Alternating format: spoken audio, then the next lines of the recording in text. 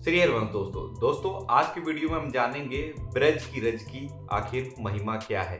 और बहुत से लोगों को ये मन में सवाल रहता है कि यार ये भक्त बनते हैं, आखिर ये अपने माथे पर ये मिट्टी क्यों लगाए रहते हैं। बहुत से लोग ऐसे सोचते हैं, जो लोग नास्तिक हैं, जो ब्रज की रज की महिमा नहीं जानते हैं, उनके मन में ऐसे ख्याल आते हैं। और जो लोग इस रज को लगाते हैं तो वो क्या करते, एकांत में तो रज का सेवन करेंगे, एकांत में तो ब्रज की रज को अपने मस्तक पर धारण करेंगे, लेकिन बाहर सामाजिक रूप से उन्हें बाहर रज लगाकर जाने में शर्मिंदगी सी महसूस होती है। तो जो लोग भी ऐसे हैं, आज का ये वीडियो देखने के बाद उनके मन में ये जो हेजिटेशन रहती है आज से दूर हो जाएगी पूरी तरीके से, क्योंकि आज मैं ब्रज के रज की महिमा का जो भी वर्णन करूंगा वो गुरुदेव, पूज्य गुरुदेव भगवान के श्री मुख से जो मैंने सुना है, मैं वही आप लोगों को बताने वाला हूं, उसी को आप लोगों से के साथ में शेयर करूंगा। इसलिए वीडियो में शुरुआत से लेकर अंत तक जरूर बने रहिएगा, तभी आप जान पाएंगे कि आखिर इस ब्रज की रज की महिमा क्या है और क्या इस ब्रज की रज को धारण करने से हमारा भाग्य बदल सकता है।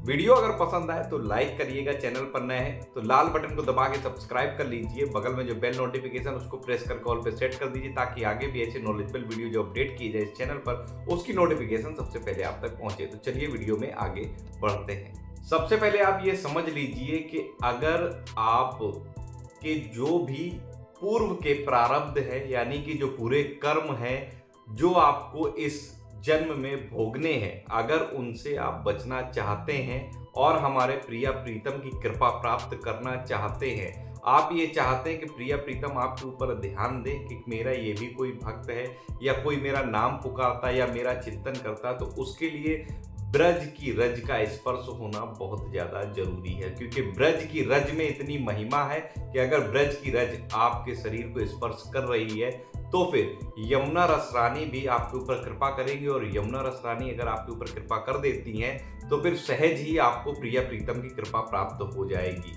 और धाम की जो रज है उसमें इतनी शक्ति है कि आपके भाग्य का भी उदय कर सकती है। अब कैसे?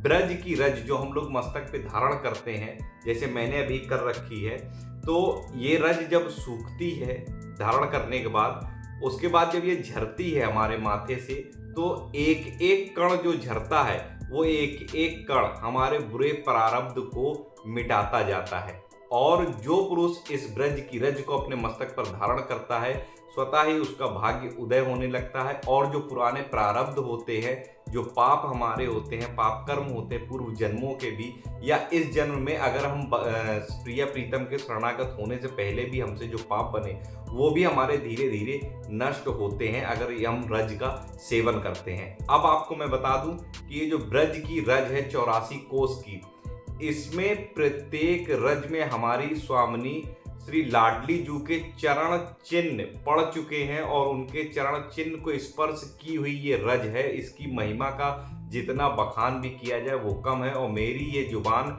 इसका बखान कर भी नहीं सकती है ब्रज की रज की महिमा क्या है। जितनी मुझे जानकारी है, जितना मैंने सुना है गुरुदेव भगवान के श्री मुख से, उतना मैं आप सबको बता रहा हूँ। इसी रज को हमारे गोकुलनाथ भगवान लालजू जो हैं वो इसको धारण करते अपने माथे पर लगाते हैं, क्योंकि हमारी स्वामिनी श्री श्यामा जू के चरणों का स्पर्श ये ब्रज की रज कर चुकी है। और जहाँ पर स्वामिनी जू के चरण पड़ते हैं वहाँ की रज को हमारे लालजू अपने माथे पर धारण करते हैं। अब आप समझिए कि जिस रज को हमारे लालजू अपने माथे पर धारण करते हैं, क्या वो मामूली रज होगी? उस रज को हमें अपने माथे पर धारण करने का सौभाग्य प्राप्त हो रहा है, और ये भी हमारे कोई पुण्य कर्म नहीं है जिनकी वजह से हमें ब्रज लगाने को, ब्रज की रज अपने मस्तक पर लगाने को मिले। ये सहज ही अहेतु की कृपा है, संत भगवान लोगों की कृपा है, लाडली जू की असीम कृपा है कि ये रज हमें अपने मस्तक पर लगाने का सौभाग्य प्राप्त हो रहा है। और निश्चित ही अगर आप प्रतिदिन इस ब्रज की रज का स्पर्श अपने मस्तक पर करेंगे, अपने मस्तक पर चढ़ाएंगे, तो निश्चित ही आपके प्रारब्ध कटेंगे और आपका भाग्य उदय होगा।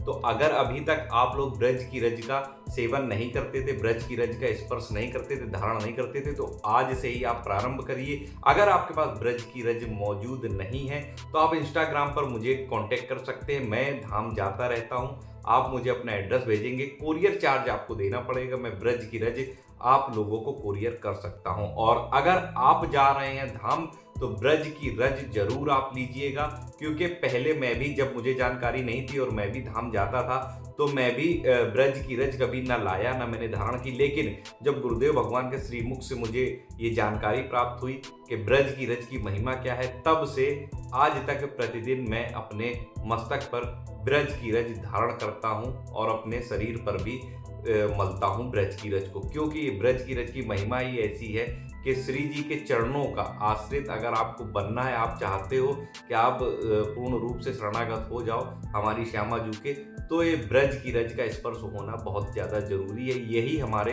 पापों से हमें मुक्ति दिलाती है। मित्रों, मैं आपको बता दूं कि बड़े बड़े महापुरुष जो हैं वो तक तरसते हैं, याचना करते हैं कि हमें वृंदावन वास का मौका मिले, हमें ब्रज की रज अपने मस्तक पर धारण करने का मौका मिले। यहाँ तक कि ब्रह्मा जी ने भी कई हजार वर्षों तक तप किया ब्रज की लता पता बनने के लिए, लेकिन उन्हें भी ये सौभाग्य नहीं प्राप्त हुआ कि वृंदावन का उनको वास मिल पाए। अब आप समझ लीजिए कि बड़े बड़े ऋषि मुनि भी ब्रज की रज की याचना करते हैं, और हम कितने सौभाग्यशाली हैं कि हमें ब्रज की रज लगाने का मौका मिल रहा है। और ये श्री जी की सहज ही कृपा है कि हमें मनुष्य योनि में जन्म मिला और इस योनि में ही हमें भगवत प्राप्ति करने का अवसर प्राप्त हो रहा है। अगर आप ब्रज की रज का प्रतिदिन सेवन करते हैं तो आप ये समझ लीजिए आपको वृंदावन वास का भी मौका इससे ही मिल सकता है। ये ब्रज की रज का स्पर्श करना जैसे ही आप शुरू करेंगे, जैसे ही मस्तक पर धारण करेंगे, तो आपका जो भाग्य में जो ललाट पर लिखे हुए ना बुरे कर्म की वजह से जो पाप, वो सारे आप स्वयं निष्पाप हो जाएंगे। क्योंकि एक एक कण जब हमारे मस्तक से नीचे झरकर गिरेगा तो हमारे जो पाप हैं उनका नाश होता जाएगा और हमारा भाग्य भी बदलेगा। क्योंकि जब हमारे पुराने प्रारब्ध जो हैं वो जब कट जाएंगे तो जाहिर सी बात है कि हमारा नया भाग्य उदय होगा। अब मैं आपको बता दूं कि पूज्य श्री राधा बाबा जो थे, उन्होंने जब इसका सेवन किया, वो चखते थे, हमारे ब्रज की रज को चखते थे, अपने मस्तक पर धारण करते थे। ब्रज की रज चखने और मस्तक पर धारण करने से पूज्य श्री राधा बाबा को दिव्य भाव मिला, दिव्य भाव से प्रिया प्रीतम की सेवा करने का अवसर उन्हें प्राप्त हुआ।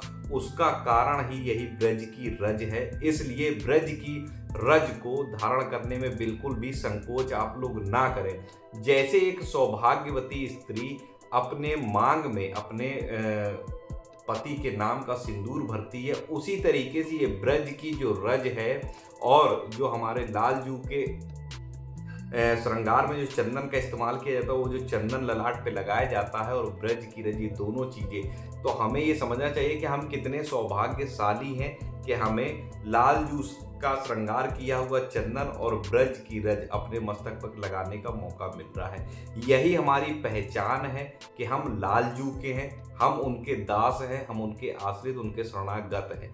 इसलिए ब्रज की रज को लगाने में बिल्कुल भी संकोच ना करें और पूरे समाज के सामने आप ब्रज की रज को लगा के जाएं और ब्रज की रज की महिमा बताएं। कई ऐसे संत महापुरुष हुए हैं जिन्होंने ब्रज की रज का सेवन किया और दिव्य भाव से प्रिया प्रीतम की प्राप्ति भी की है, और वृंदावन धाम की भी महिमा उनके ऊपर प्रकाशित हुई है। तो आशा करता हूँ आप लोग ये समझ पाए होंगे कि आखिर ब्रज की रज की महिमा क्या है। और अगर अभी तक आप लोग ब्रज की रज को धारण नहीं करते थे तो आज से ही प्रयास करिए कि आप लोग ब्रज की रज का सेवन भी करें और ब्रज की रज को अपने ललाट पर धारण भी करें। वृंदावन धाम में अगर आपको वास करने का मौका मिल गया, या फिर आप वृंदावन धाम की आपको याद सता रही है, या आप धाम आकर के रुके हुए, तो आप ये मान लीजिए कि साक्षात आप भगवान श्री कृष्ण की गोद में विराजमान है, गोद में बैठे हुए हैं। वृंदावन धाम जो ब्रज 84 कोस की भूमि है, परम ब्रह्म भूमि है, ऐसा मैं नहीं, गुरुदेव भगवान हमारे कहते हैं। पूज्य गुरुदेव भगवान के श्री मुख से निकले हुए ही ये वाणी है जो मैं आपके साथ शेयर कर रहा हूँ। और मुझे जो भी ज्ञान गुरुदेव भगवान के द्वारा प्राप्त होता है उनके सत्संग के माध्यम से वही मैं आपके साथ शेयर करता हूँ। मेरा ये प्रयास रहता कि जो चीज़ मेरे संज्ञान में आ रही है, जो मुझे अच्छी लगती है कि हमारे परमार्थ के मार्ग में आगे बढ़ने में ये चीज़ सहायक होगी, वो चीज़ मैं आप सभी भक्तों के साथ शेयर करता हूँ। तो आप ये समझ लीजिए कि वृंदावन धाम से प्रेम बहुत ज़्यादा आवश्यक है। और ये कब होगा? जब लाडले लालजू हम लोगों के ऊपर कृपा करेंगे, तभी ये प्रेम प्रकट हो सकता है। इसलिए ब्रज की रज का सेवन शुरू कर दीजिए, नाम जप शुरू कर दीजिए और चिंतन और लीला गायन, पद गायन का भी प्रयास करिए। राधा नाम कीर्तन भले ही समय निकाल के 10 मिनट अपने घर में जरूर करिए। अगर कोई भी बाहरी व्यक्ति आपके घर पर किसी प्रकार का तंत्र मंत्र, जादू, टोना टोटका करने का प्रयास करेगा और अगर आपके यहाँ 10 मिनट भी राधा नाम संकीर्तन होता है, तो किसी भी तरीके से कोई भी टोना टोटका, तंत्र मंत्र आपके घर पे काम नहीं कर सकता है। ये हमारे पूज्य गुरुदेव भगवान के श्री मुख से निकले हुए वचन है जो मैं आपके साथ शेयर कर रहा हूँ और मैं पूरी दृढ़ता के साथ बात कहता हूँ, जो भी कहता हूँ, क्योंकि मैं अपने गुरुदेव भगवान से जो चीज़ ग्रहण करता हूँ उनकी वाणी से, वही मैं आप लोगों के साथ शेयर करता हूँ। आशा करता हूँ वीडियो आपको पसंद आया होगा। वीडियो बहुत ही ज़्यादा नॉलेजेबल था, आपके बहुत ज़्यादा काम भी आएगा अगर आप एक उपासक हैं या फिर भगवत प्राप्ति के मार्ग पर आए हैं, राधा वल्लभी संप्रदाय में जुड़े हैं या फिर आप किसी भी संप्रदाय से हो। हम लोगों का लक्ष्य एक ही है, प्रिया प्रीतम की प्राप्ति। तो वीडियो में हिट करके एक लाइक दीजिए, कमेंट में जय श्री राधे कृष्ण जरूर लिखिएगा। इस वीडियो को ज़्यादा से ज़्यादा शेयर करिएगा। चैनल पर नए हैं, लाल बटन को दबा के सब्सक्राइब करके बेल नोटिफिकेशन कॉल पर सेट कर दीजिए। मिलता हूँ अगले वीडियो में नई जानकारी के साथ। तब तक आप सभी प्यारे भक्तों को राधा वल्लभ श्री हरिवंश।